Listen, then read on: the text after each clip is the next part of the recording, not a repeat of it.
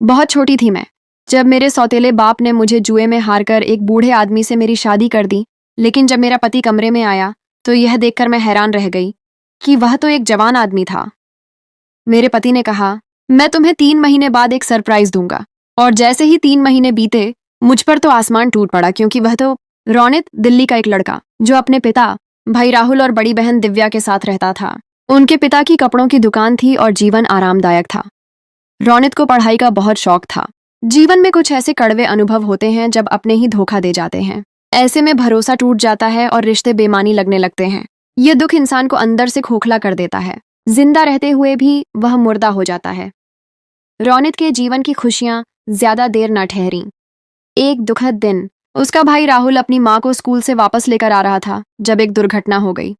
रौनित की माँ, जो एक शिक्षिका थीं, 3 दिन तक अस्पताल में जीवन और मृत्यु के बीच संघर्ष करती रहीं और फिर दुनिया छोड़ गईं। उनकी मृत्यु के बाद रौनित के जीवन की सारी रंगीनियां फीकी पड़ गईं और वह हंसना भी भूल गया। उसकी बड़ी बहन दिव्या उसे दिलासा देती, समझाती, मगर वह किसी की बात सुनना ही नहीं चाहता था। जब इंसान बहुत कष्ट में होता है तो उसकी जुबान पर पहला नाम माँ का ही आता है कि माँ कहाँ हो। आज उनकी माँ को गए हुए कई साल हो गए थे, मगर उनकी कमी कोई पूरी नहीं कर सकता था। माँ के निधन के बाद रौनित अपने गम को भुलाने के लिए आवारागर्दी करने लगा। एक दिन उसके पिता, जिन्होंने उस पर कभी हाथ नहीं उठाया था, ने गुस्से में उस पर हाथ उठा दिया। रौनित रोता हुआ घर से निकल गया और सीधा माँ की समाधि पर जाकर बैठ गया। उसे नींद का पता ही न चला। सुबह उसके पिता और भाई उसे उठाकर घर ले आए और प्यार से समझाया। उसके पिता ने कहा, बेटा, तुम अपनी माँ के बहुत अच्छे बेटे हो। क्या तुम उन्हें परेशान करना चाहते हो? उन्होंने आगे समझाया कि माता पिता इस दुनिया से चले भी जाएं, तो भी उन्हें अपनी संतान की फिक्र रहती है। रौनित को अपनी गलती का एहसास हुआ और उसने पिता से माफी मांगी। वह एक बार फिर अपनी शिक्षा में मग्न हो गया। वह पहले से भी ज्यादा मेहनत करने लगा, क्योंकि उसे अपनी माँ की आत्मा को शांति पहुंचानी थी। वह रोज माँ की तस्वीर से बातें करता और उन्हें अपनी रोजमर्रा की बातें बताता। इसी लगन का नतीजा यह निकला कि उसने 10वीं कक्षा में पहली पोजीशन हासिल की। उसके पिता बहुत खुश हुए और सारे मोहल्ले में मिठाइयां बांटी। मगर रौनित अपनी माँ की याद में गुम था और वह फूल लेकर उनकी समाधि पर चला गया, जहां वह शाम तक बैठा रहा। माँ के जाने के बाद रौनित के जीवन में छाई उदासी कभी खत्म न हो सकी। कुछ समय यूं ही गुजर गया। उसके पिता ने अपने आप को संभाला और रौनित का दाखिला शहर के एक अच्छे कॉलेज में करवा दिया। रौनित अपने पिता को छोड़कर नहीं जाना चाहता था, लेकिन उन्होंने कहा, तुम्हारी माँ का सपना था कि तुम अपने पैरों पर खड़े हो जाओ। उसके पिता ने उनकी खातिर दिन रात कड़ी मेहनत की थी। रौनित को 12वीं कक्षा की पढ़ाई के लिए छात्रावास जाना पड़ा। छात्रावास की जिंदगी घर से बहुत अलग थी। वहां उसके नए दोस्त बने।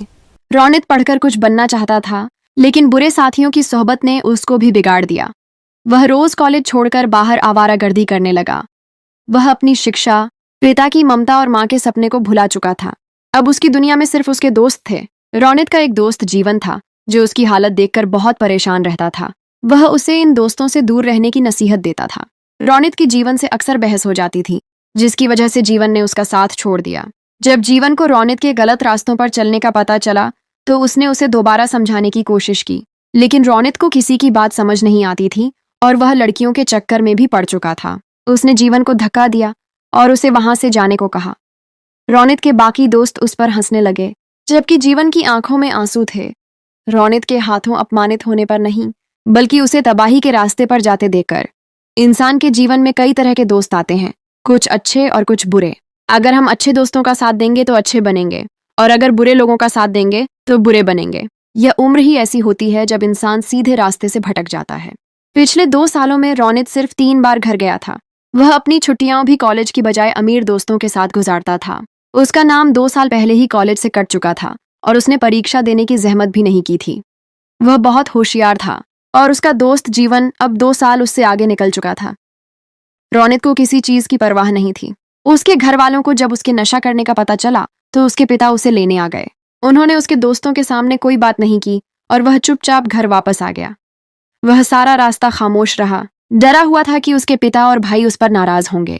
लेकिन घर पहुंचकर उसके पिता ने कुछ नहीं कहा और अपने कमरे में चले गए।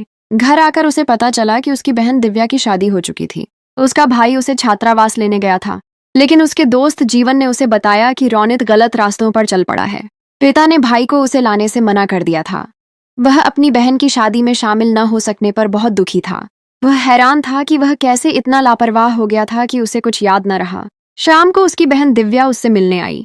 वह उसे देखकर बहुत खुश हुई, उसके माथे पर प्यार किया और उसकी पढ़ाई के बारे में पूछा।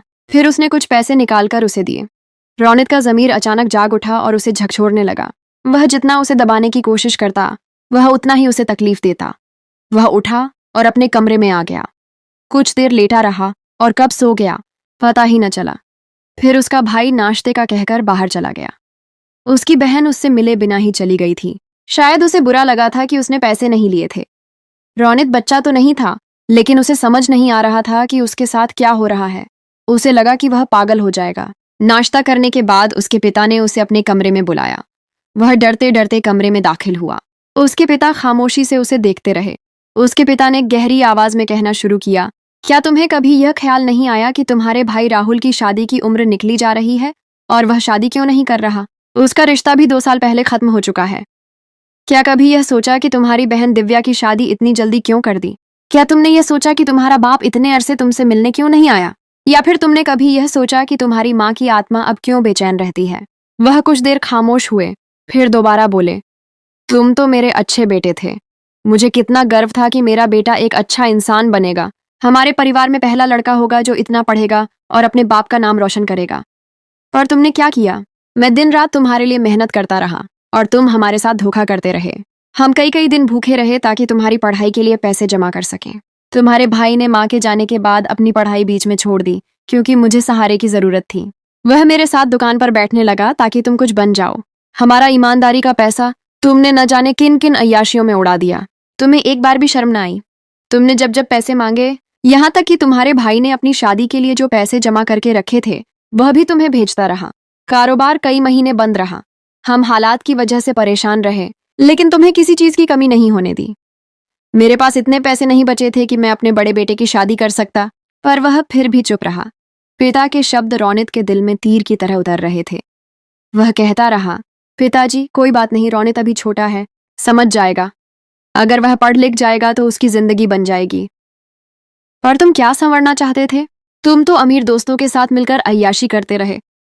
यह भी ना सोचा कि उनके माता पिता के पास तो लाखों करोड़ों होंगे, पर हम मध्यम वर्ग के लोग हैं। हमारे पास बस इज्जत होती है और हमें अपनी इज्जत बहुत प्यारी होती है। पिता ने एक आखिरी बात कही, तुमने मेरा सिर शर्म से झुका दिया है। इतने साल तुम्हारे भाई की सगाई रही, कितना खुश था वह, पर उसने फिर भी तुम्हारा सोचा और अपनी इच्छाओं और खुशियों की कुर्बानी सिर्फ तुम्हारे लिए दे दी। पिता की बातें खत्म हो चुकी थीं, पर रौनित का सिर झुक चुका था। उसकी अक्ल पर पड़ी सारी धुंध छुट चुकी थी। वह जो हर कक्षा में पहली पोजीशन हासिल करता था और अपने माता पिता का सपना पूरा करना चाहता था, किस रास्ते पर निकल गया था? उसने कैसे दोस्तों की बात मान ली? वह तो उससे आगे निकल गए और उसे गलत राह पर डाल दिया। उसके पिता ने उसकी आंखें खोल दी थीं। उसे अब सब कुछ साफ दिखाई दे रहा था। रौनित रोते हुए अपने पिता के गले लग गया, उनसे माफी मांगी और फिर अपने भाई से भी माफी मांगी। सबने उसे माफ कर दिया। उसी शाम उसने भाई से वादा किया और शहर वापस छात्रावास चला गया। सबसे पहले उसने अपने दोस्त जीवन से माफी मांगी और उससे अपनी पढ़ाई में मदद मांगी। जीवन बड़े दिल का मालिक था, उसने उसे माफ कर दिया और रौनित रात को पढ़ाई के लिए उसके घर जाने लगा। अगले दिन उसने दोबारा कॉलेज में दाखिला लिया। उसे अब एक साथ परीक्षा देनी थी। इसके लिए उसे दिन रात मेहनत करनी थी। सबसे पहले उसने अपना मोबाइल फोन बेच डाला और उन पैसों से अपनी फीस जमा करवाई। वह अब एक नई जिंदगी शुरू करना चाहता था, जिसमें किसी भी दोस्त के लिए कोई जगह नहीं थी। उसके बचपन के दोस्त जीवन की मदद से उसे एक अंशकालिक नौकरी मिली, जिससे उसकी पढ़ाई का खर्चा पूरा हो सकता था। जीवन ने बहुत समझाया कि वह खुद पर इतना बोझ न डाले, पर वह उसकी तकलीफ नहीं समझ सकता था। जो बोझ उसके पिता की बातों ने उस पर डाला था, वह उस तकलीफ से कहीं ज्यादा था। उसे एक स्टोर पर नौकरी मिली, जो जीवन के चाचा का था। इससे उसे इतने पैसे मिलने लगे जिनसे उसका अपना खर्च उठाया जा सकता था। वह सुबह कॉलेज जाता, वहां से सीधा नौकरी पर और रात को पढ़ाई के लिए जीवन के घर जाता। जीवन उसे 2 साल आगे था और वह 2 साल पीछे हो चुका था। उसकी आंखों से पर्दा हट चुका था। उसने अपने घर वालों का जो भरोसा और विश्वास तोड़ा था, उसे वह दोबारा बहाल करना था। इसी दौरान उसका भाई उससे मिलने आया। उसके हाथ में एक नया फोन था। शायद जीवन ने उसे बताया था कि रौनित अंशकालिक नौकरी करने लगा है। उसे देखकर भाई की आंखें भर आईं और उसने उसे गले लगा लिया। उसके भाई ने कहा, पिताजी तुम्हें बहुत याद करते हैं। इतनी भी क्या नाराजगी कि ऐसे मुंह मोड़ लिए? रौनित ने भाई से कहा, मैं आप सबसे नाराज नहीं हूं। मैं खुद से नाराज हो गया था जो मैं यह सब करता रहा। भाई ने उसे फ़ोन दिया और कुछ पैसे भी। उसने लेने से इनकार किया तो भाई ने बताया कि तुम्हारे पेपर खत्म होते ही मेरी शादी है, घर लौट आना, मैं इंतज़ार करूंगा। जिस दिन वह घर लौट रहा था उस दिन वह अपने होने वाले भाई की ससुराल गया, जिनका नाम काव्या था। काव्या उसकी माँ की पसंद थी और 5 साल से भाई के नाम से जुड़ी थी। उनकी माँ रौनित की माँ की दोस्त थी। काव्या बहुत अच्छी थी।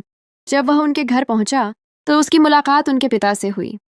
रौनित उस समय बहुत बेबस था। उनके पांव पकड़ लिए। वहां उनके सब भाई बहन और भाभी मौजूद थे। रौनित ने उनसे माफी मांगी और कहा कि यह सब मेरी वजह से हुआ है। कुछ देर काव्या के भाई और पिता गुस्सा करते रहे। फिर काव्या की माँ ने उसे उठाया और उसके सिर पर हाथ रखा। वहां किसी से भी रौनित का रोना नहीं देखा जा रहा था। वह बच्चों की तरह रो रहा था, जिस पर काव्या के पिता ने कहा कि वह 2 साल और इंतजार कर लेंगे। उसके सामने उसके कहने पर उन्होंने भाई को फोन किया और कहा, शादी की तैयारी करो, मैं तुम्हें एक और मौका देता हूँ। भाई उस दिन रौनित से मिलने आए तो बहुत खुश थे। रौनित को 2 साल हो चुके थे मुश्किलों को सहते हुए, और आज भाई की शादी से 4 दिन पहले घर जा रहा था। कभी पिता उसे यहाँ मिल जाते, कभी भाई। पर रौनित को 2 साल हो चुके थे। उस दिन के बाद उसमें घर वापस आने की हिम्मत नहीं हुई थी। उसने खुद से वादा किया था कि जब तक अपनी गलती नहीं सुधारेगा वापस घर कदम नहीं रखेगा। और आज 4 साल बाद घर कदम रखा। जब उसने घर में कदम रखा तो उसके वह रिश्तेदार भी आए हुए थे जिन्हें उसने अपनी जिंदगी में कभी नहीं देखा था। उसे दरवाजे पर देखते ही भाई ने पहले एक थप्पड़ मारा, फिर अपने सीने से लगा लिया।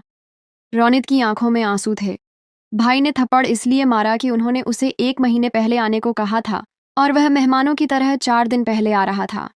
उसकी बहन दिव्या उससे गले लगी तो रो रही थी। पिता उसका माथा चूम रहे थे, कह रहे थे कि मैं बहुत कमजोर हो गया हूँ। रौनित 1 दिन पहले ही आ गया था, पर पूरी रात अपनी माँ की समाधि पर गुजारी थी। वह उनके बिना कुछ भी नहीं था। उसे यह शादी का माहौल बहुत अच्छा लग रहा था, पर दिल में यह ख्याल था कि माँ होती तो आज कितना अच्छा लगता। वह रोना चाहता था, पर रो नहीं पा रहा था। समय गुजर चुका था, पर आज भी वह उसी जगह खड़ा था जहां माँ छोड़कर गई थी। वह आज भी उस बच्चे से आगे नहीं बढ़ सका था। वह नल चलाकर हिचकियों से रो रहा था। माँ के जाने के बाद जिंदगी बदल चुकी थी, पर वह इस घटना के बाद बदला था।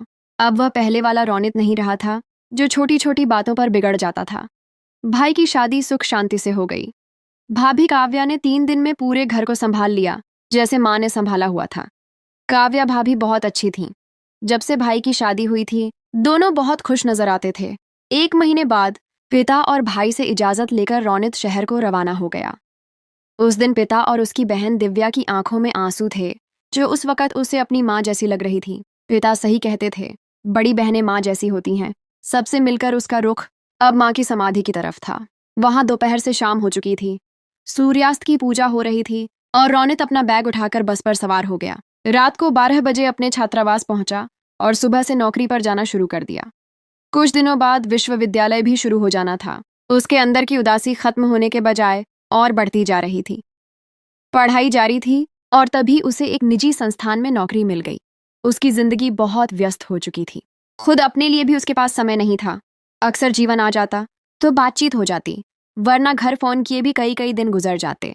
सब कहते थे कि वह बहुत बदल चुका है और पहले जैसा नहीं रहा, और वह इस बात पर भगवान का शुक्र अदा करता था कि वह समय पर संभल गया। उसके हालात ने उसे बदल दिया, वरना जिन रास्तों पर वह चल पड़ा था, सारी उम्र पछतावे में गुजर जानी थी। उसके भाई के घर बेटी पैदा हुई और वह बहुत खुश था। यह एक अलग ही एहसास होता है। जब उसकी भाभी ने कहा कि तुम चाचा बन गए हो, तो उसके होंठों पर खुद ब खुद मुस्कुराहट आ गई थी। वह घर मिलने जाना चाहता था, पर जा नहीं पा रहा था। पढ़ाई के साथ साथ उसकी नौकरी चल रही थी। पिता आ जाते थे और कभी उसके पास रुक भी जाते। समय गुजर रहा था। जब एक दिन वह दफ्तर पहुंचा तो उसके मालिक एक लड़की की बेइज्जती कर रहे थे। वह उससे कह रहे थे कि हम यहाँ खैरात में नौकरियां नहीं बांट रहे जो हर कोई मुंह उठाकर आ जाए। उसकी नजर उस लड़की पर ठहर गई। इस बात को कई दिन गुजर चुके थे जब एक सड़क के किनारे वह उसे दोबारा खड़ी नजर आई और वह फिर उसका पीछा करने लगा। एक दिन दोस्त की कुशलता पूछने के लिए अस्पताल गया तो वहां वह अपनी माँ के साथ मौजूद थी। अपने दोस्त की मदद से उसने उस लड़की का नंबर लिया। वह ऐसा लड़का नहीं था जो उसे परेशान करता। वह उससे शादी करना चाहता था। फिर डरते डरते उसे कॉल की। वह उसके घर का नंबर था। उसे समझ नहीं आ रही थी कि उससे क्या बात करूं, पर दूसरी तरफ किसी की लड़ाई की आवाज आ रही थी और फिर फोन बंद हो गया। दोबारा कभी उससे संपर्क न हो सका। वह पता नहीं क्यों एक बार उससे बात करना चाहता था। उसे उससे प्यार हो गया था। जब एक दिन वह उसे अपने दोस्त के घर मिली, वह उसके बच्चों को ट्यूशन देने आती थी। उसे ऐसा लगा जैसे ऊपर वाले ने उसकी सुन ली हो। वह रोज दोस्त के घर मौजूद होता और ऐसे उनकी बातचीत होने लगी। उस लड़की का नाम राधा था। उसने उससे अपने दिल की बात कही और कहा कि उसके जवाब का इंतजार करेगा। वह बहुत खुश था और वह जानता था कि वह इनकार नहीं करेगी, पर वह बहुत घबराई घबराई सी रहती थी। और उस दिन के बाद वह कभी उसे नहीं मिली। वह उसका इंतजार करता रहा। उन लोगों ने घर बदल लिया। वह कई महीने से कई साल तक उसका इंतजार करता रहा। उसकी शिक्षा पूरी हो चुकी थी और उसे एक ऊंचे पद पर नौकरी मिल चुकी थी। पिता बहुत खुश थे। वह अपने बाप का सपना पूरा करने में कामयाब हो गया था, पर उसे 3 साल हो चुके थे। वह राधा को भूल नहीं सका था। वह चाहता था कि वह एक बार उसे मिल जाए। उसने न जाने कितनी प्रार्थनाएं की थीं उसके लिए। पिता भी जोर दे रहे थे, कहते कि अब शादी कर लो। अगर उसने आना होता तो वह कभी ऐसे बिना बताए जाती नहीं। और फिर पूरे 3 साल बाद वह उसे दोबारा मिली थी। खुद को चादर में छिपाए हुए, उसकी आंखों के गिर्द गहरे काले घेरे पड़ चुके थे। उसकी माँ ने उसे उससे मिलने नहीं दिया, पर वह बहुत खुश था। उसने पिता को उसके घर रिश्ता लेकर भेज दिया। पिता कुछ दिन परेशान रहे, पर रोनित यह बात नहीं समझ सका, क्योंकि उसे तो उसकी मोहब्बत मिल रही थी। इतने सालों बाद राधा को देखा था। हर बात, हर शिकायत भूल चुका था।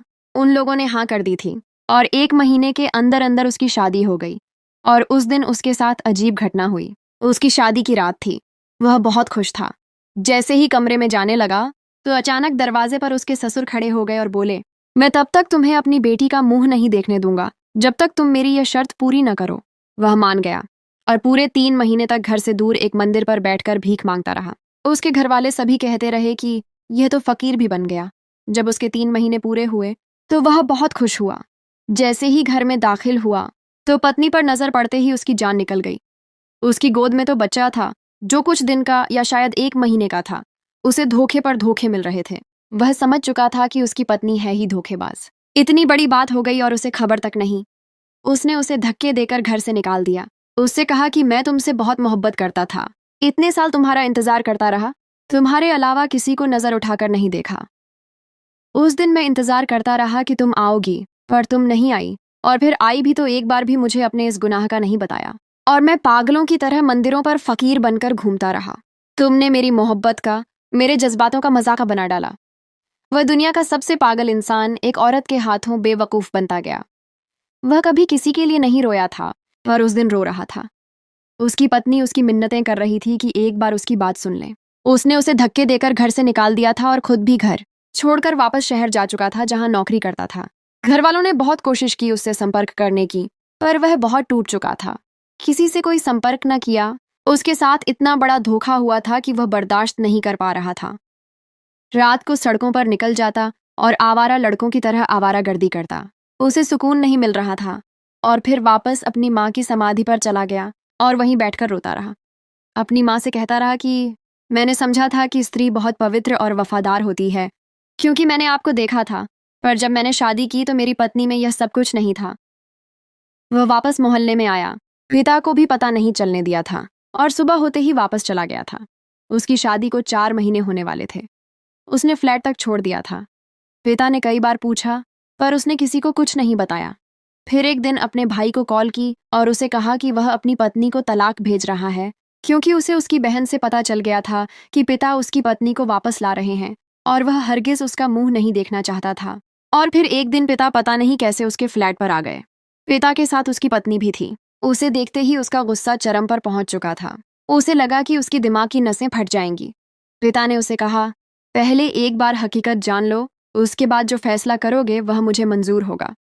और उसके पिता ने बताया, जब तुमने मुझे राधा के घर रिश्ता लेने भेजा तो वहां जाकर मुझे पता चला कि राधा की माँ बीमार रहती है और उसका एक सौतेला बाप है जो जुआ खेलता है। जब राधा 8 साल की थी तो उसकी माँ ने दूसरी शादी कर ली, पर अफसोस उसका सौतेला बाप अच्छा नहीं निकला। वह अपनी पत्नी और बेटी पर जुल्म करता, खुद नशा करता और अपनी पत्नी और बेटी से लोगों के घरों पर काम करवाता।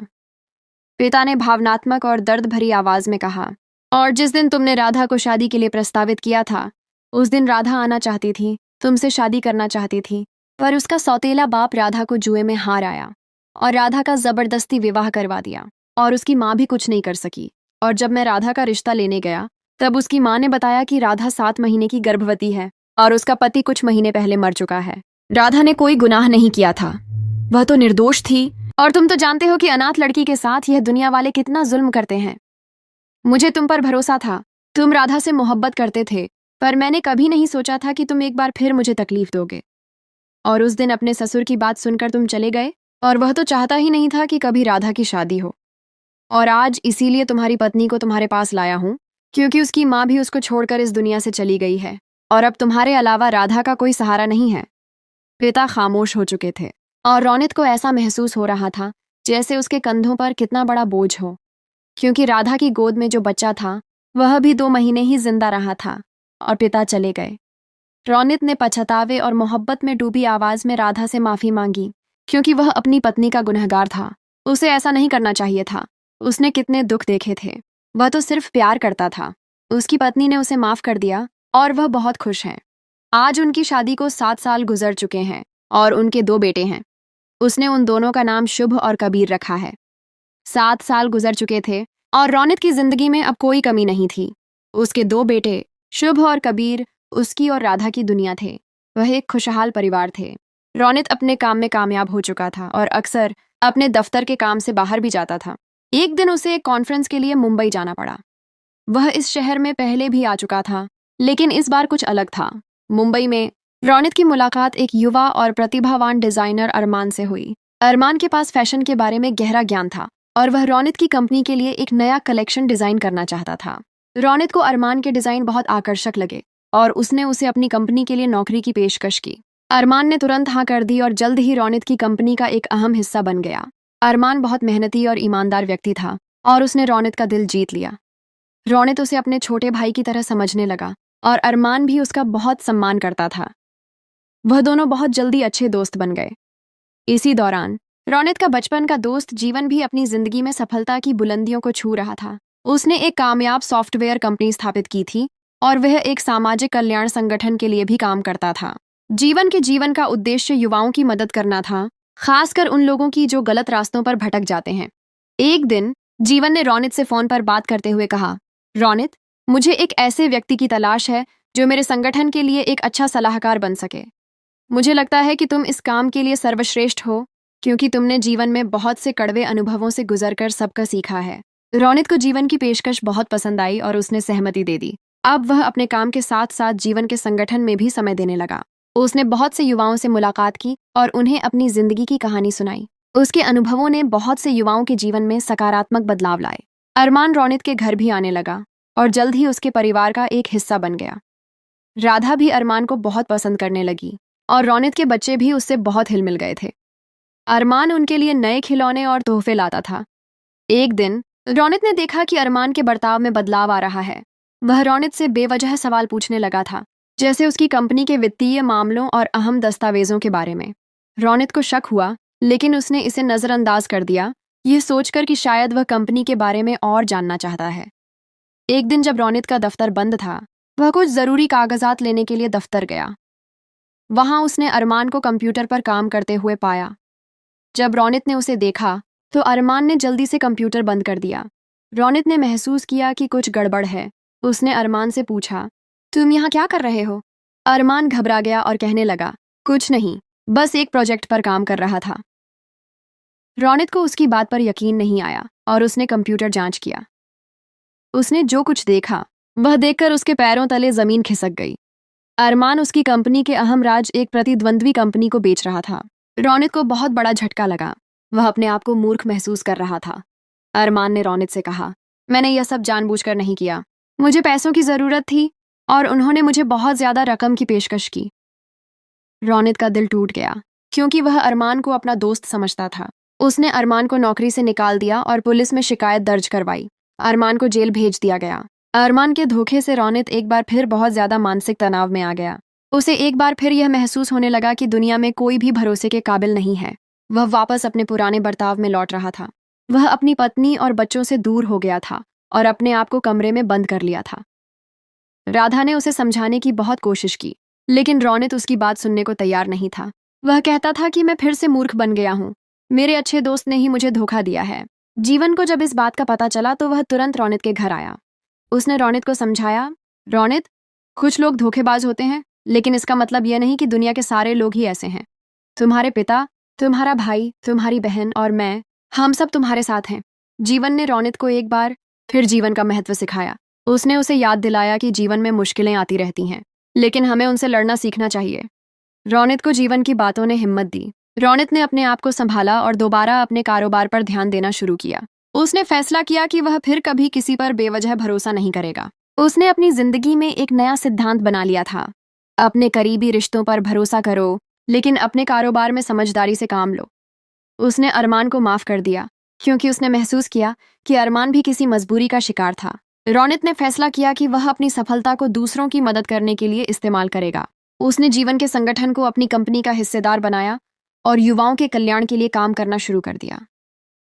आज रौनित और राधा एक खुशहाल जीवन गुजार रहे हैं और रौनित का दिल इस बात से भरा हुआ है कि उसने अपने पिता के सपने को पूरा किया और अब वह एक अच्छा इंसान भी बन चुका है। रौनित के जीवन में जब सब कुछ सामान्य हो रहा था, तो उसके दफ्तर में एक नई कर्मचारी प्रीति का दाखिला हुआ। प्रीति एक बुद्धिमान और जोशीली महिला थी जो मार्केटिंग के क्षेत्र में माहिर थी। वह जल्द ही अपने काम में अपनी काबिलियत साबित कर चुकी थी। प्रीति का व्यक्तित्व बहुत आकर्षक था और उसकी बातों में एक अजीब सी कशिश थी। वह अक्सर रौनित के साथ काम के सिलसिले में समय गुजारती और धीरे धीरे उनकी दोस्ती गहरी होने लगी। रौनित प्रीति की बुद्धिमत्ता और आत्मविश्वास से बहुत प्रभावित हुआ और उसने अपनी कुछ निजी बातें भी उससे साझा करना शुरू कर दी। प्रीति ने रौनित को उसके जीवन की मुश्किलों में सहानुभूति दिखाई और उसे बताया कि वह भी अपनी जिंदगी में बहुत सी परेशानियों से गुजरी है। प्रीति की बातों ने रौनित को बहुत सुकून दिया और वह एक बार फिर किसी पर भरोसा करने लगा। उसने प्रीति को अपने परिवार और अपने बचपन के बारे में भी बताया और प्रीति भी उसकी बातों को बहुत ध्यान से सुनती थी। रौनित ने प्रीति को अपने पिता, भाई और माँ की कहानी सुनाई और बताया कि किस तरह उसकी माँ की मृत्यु के बाद उसकी जिंदगी बदल गई। प्रीति ने उसे भरोसा दिलाया कि वह उसका भरोसा कभी नहीं तोड़ेगी। रौनित नहीं जानता था कि प्रीति की एक गुप्त कहानी है। प्रीति के पिता एक समय में रौनित के पिता की कपड़ों की दुकान में कर्मचारी थे। उन्होंने एक बार ईमानदारी से काम किया था, लेकिन कुछ गलतफहमियों की वजह से रौनित के पिता ने उन्हें नौकरी से निकाल दिया था। उस समय प्रीति का परिवार बहुत मुश्किल हालात से गुजरा और प्रीति ने रौनित के पिता को इसका जिम्मेदार ठहराया। अब जब प्रीति बड़ी हो चुकी थी, तो वह अपने पिता के अपमान का बदला लेना चाहती थी। वह यह सब कुछ सिर्फ रौनित के साथ कर रही थी ताकि वह उसके परिवार को आर्थिक रूप से नुकसान पहुंचा सके और उन्हें वह तकलीफ दे सके जो उसके परिवार ने सहन की थी। प्रीति ने रौनित के प्रोजेक्टों और वित्तीय मामलों की जानकारी अपनी प्रतिद्वंद्वी कंपनी को बेचना शुरू कर दी। वह रौनित की कंपनी की साख को खराब करके उसे नीचे गिराना चाहती थी। एक दिन रौनित की कंपनी को एक बड़े नुकसान का सामना करना पड़ा। उसने महसूस किया कि उसकी कंपनी में कोई अंदरूनी तौर पर जासूसी कर रहा है। उसने जीवन से सलाह ली और उन्होंने मिलकर इस जासूसी का पता लगाने की कोशिश की। जब रौनित और जीवन ने जांच की, तो उन्हें पता चला कि यह सब कुछ प्रीति कर रही है। रौनित को एक बार फिर बहुत बड़ा झटका लगा। उसका दिल बुरी तरह टूट गया। वह प्रीति से मिलने गया और उससे पूछा, तुमने मेरे साथ ये सब क्यों किया? प्रीति ने रौनित को बताया कि मैंने यह सब अपने पिता का बदला लेने के लिए किया। तुम्हारे पिता ने मेरे पिता को नौकरी से निकालकर हमारे परिवार को तबाह कर दिया था। प्रीति की आंखों में बदले की आग थी। रौनित ने प्रीति को समझाया कि मेरे पिता ने शायद गलती से ऐसा किया हो, लेकिन क्या तुमने मेरे साथ वह सब किया जो मैंने तुम्हारे पिता के लिए किया था? मैंने तुम्हारे साथ एक दोस्त की तरह समय गुजारा और तुमने मुझे धोखा दिया। प्रीति को अपनी गलती का एहसास हुआ। वह रौनित की कहानी और उसके परिवार के बारे में जान चुकी थी। उसे मालूम था कि रौनित भी बहुत दुखों से गुजरा था। उसने रौनित से माफी मांगी और बताया कि वह उस समय मानसिक रूप से कमजोर थी। रौनित ने प्रीति को माफ कर दिया, लेकिन वह उसके लिए एक अहम सबक भी था।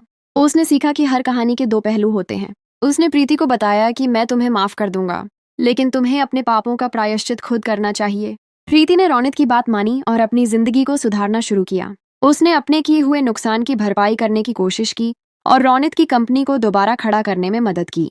रौनित ने प्रीति की मदद से एक नया प्रोजेक्ट तैयार किया और उसमें जीवन और अरमान को भी शामिल किया। उसने जीवन के सामाजिक संगठन की मदद से ऐसे युवाओं को नौकरी दी जो गलत रास्तों पर चलकर वापस आ गए थे। उसने अपनी कंपनी को एक नए मिशन पर चलाना शुरू किया, जहां वह सिर्फ लाभ के लिए काम नहीं करते, बल्कि समाज के कल्याण के लिए भी काम करते हैं। इस कहानी का अंत ये हुआ कि रौनित ने न सिर्फ अपनी जिंदगी को संभाला, बल्कि उसने दूसरों के जीवन को भी बदल दिया। उसने सीखा कि हर इंसान में अच्छाई और बुराई दोनों होती है। हमें उन दोनों को स्वीकार करके आगे बढ़ना चाहिए।